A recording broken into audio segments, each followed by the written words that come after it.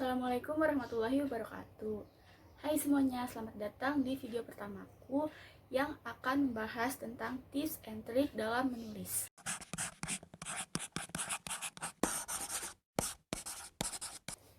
Sebelumnya, buat yang belum kenal siapa aku Siti Mayuni. Kalian bisa panggil aku Yuni atau Siti atau yang lainnya, terserah apapun itu. Oh iya, kalau misalnya masalah umurku berapa itu rahasia ya. Yang udah kenal aku pasti tahu lah umur aku berapa. Nah, alhamdulillah banget tahun ini aku berhasil nerbitin 2 buku. Dan salah satu bukunya itu adalah Dark Web yang aku tulis di Wattpad sekitar akhir tahun 2018. Dan itu waktu pertama kali nulis aku bener-bener nggak kepikiran kalau buku itu bakal terbit. Ini dia penampakan buku Dark Web-nya. Kalian bisa dapetin di Shopee di akunnya Forwistry, penerbit dari Dark Web. Masih bisa ya dibeli. Oke, jadi kenapa aku buat video ini? Itu karena dalam beberapa bulan kemarin ya, sekitar bulan Juli lalu sampai bulan Agustus, akhir Agustus ini aku menjadi pemateri di beberapa seminar. Dan di situ aku berbagi tips-tips yang selama ini aku pakai dalam menulis. Aku berbagi sekitar 3 tips di situ ya. Materi-materi yang aku sampaikan alhamdulillah bermanfaat buat mereka. Dan ada beberapa orang nih yang nggak punya waktu untuk mengikuti seminar aku waktu itu. Jadi aku mutusin untuk buat video ini untuk kalian semua yang waktu itu tidak sempat mengikuti seminar yang dimana aku jadi pematerinya. Maaf ya kalau misalnya aku ngomongnya agak berantakan karena ini video pertama yang aku buat. Nah, di video pertama kali ini yang bakal aku bahas adalah tips membangun latar suasana dalam cerita. Apa sih latar suasana itu? Latar suasana adalah latar yang menggambarkan perasaan atau keadaan seorang tokoh yang terjadi di dalam suatu cerita. Latar suasana ini berhubungan dengan suatu kejadian atau keadaan yang dialami si tokoh itu sendiri. Latar suasana ini sangat penting loh dalam cerita. Kenapa? Karena latar suasana bisa membangun perasaan tokoh dan juga menghidupkan suatu keadaan nyata yang bisa pembaca rasakan ketika mereka membaca cerita kita. Nah, yang pertama, aku sebelum masuk ke materi inti, aku mau ngasih tahu nih. Ada beberapa hal yang harus diperhatikan dalam membuat latar suasana. Yang pertama, hal yang perlu diketahui dalam membangun latar suasana. Dalam sebuah karya sastra, ada beberapa hal yang perlu diketahui yang berhubungan erat dengan latar suasana. Ada 3 hal. Yang pertama, latar tempat. Apa sih latar tempat itu? Latar tempat adalah lokasi terjadinya suatu peristiwa.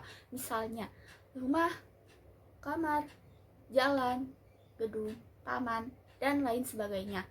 Latar tempat itu luas ya. Kalian semua pasti bisa menggunakan latar tempat apapun di dalam cerita kalian.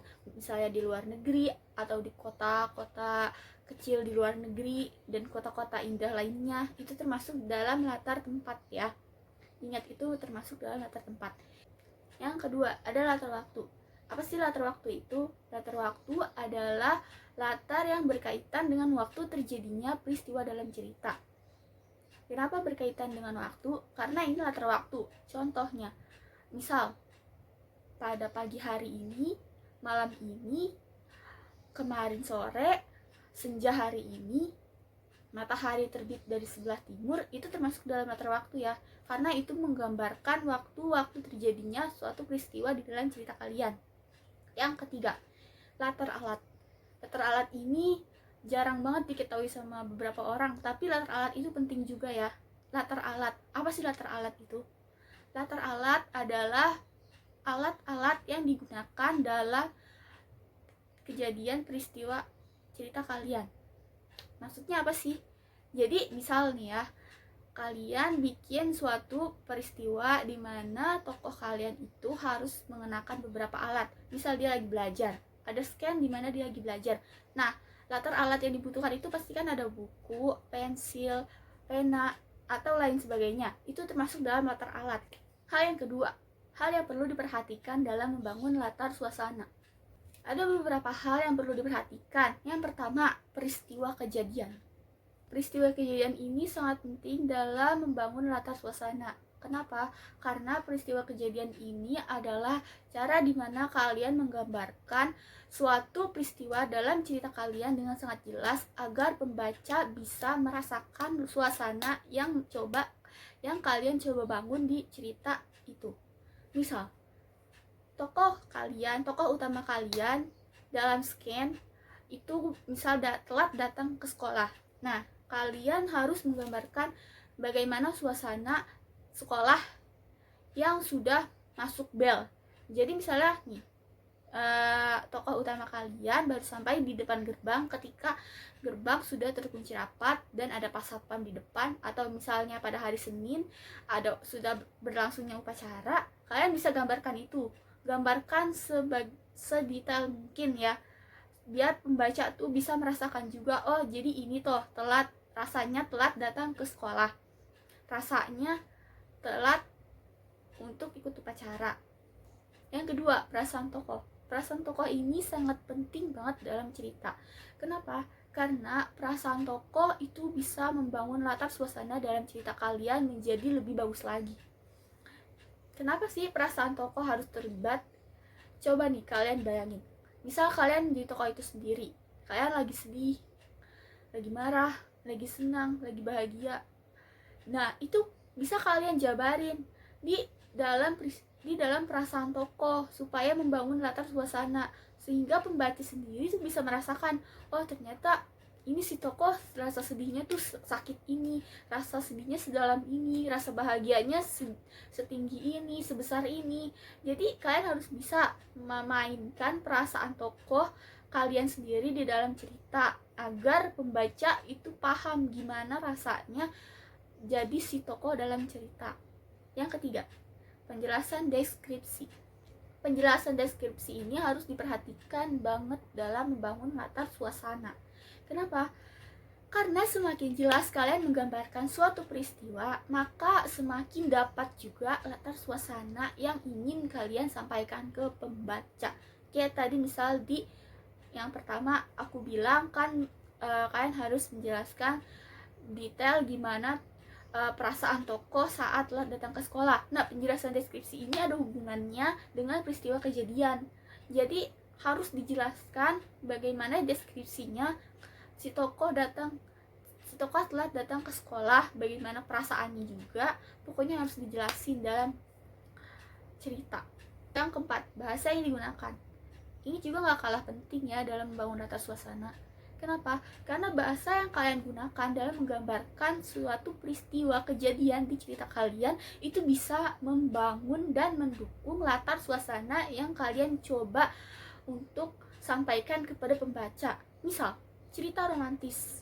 Nah, romantis ini cerita romantis itu misalnya kayak di kota-kota di luar negeri, di tempat-tempat yang indah. Kalian bisa menggunakan diksi-diksi yang bagus dalam cerita agar latar suasana yang kalian coba sampaikan itu terdukung oleh bahasa-bahasa yang bagus.